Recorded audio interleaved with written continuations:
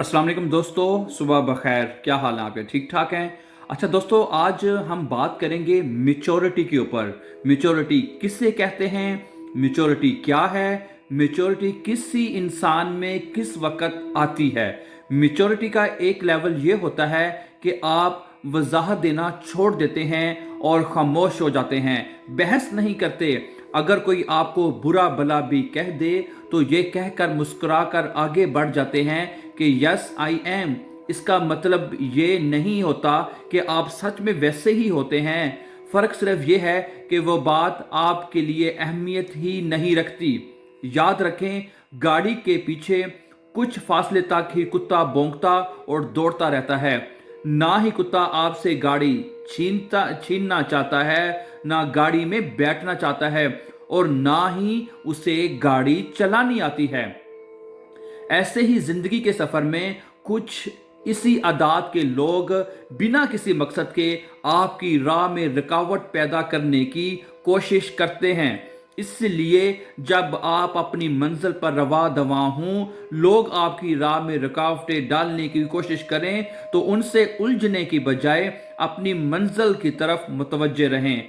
याद रखें, आपको तलख नहीं होना, आपको बदला लेने वाला नहीं बनना, जाल बिछाने वाला नहीं बनना।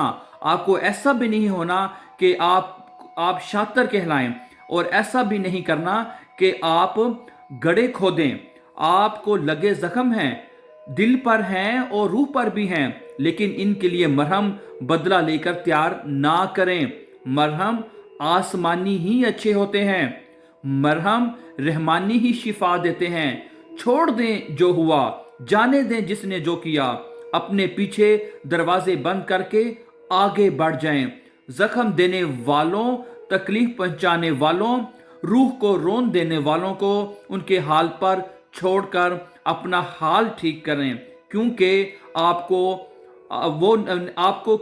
वो नहीं बनना जो हालात आपको बना रहे हैं। आपको वो बनना है जो एमाल बनाते हैं। रब का बंदा बनने की कोशिश करें, यानी कि बंदाए मोमिन, यानी एक बेहतरीन इंसान।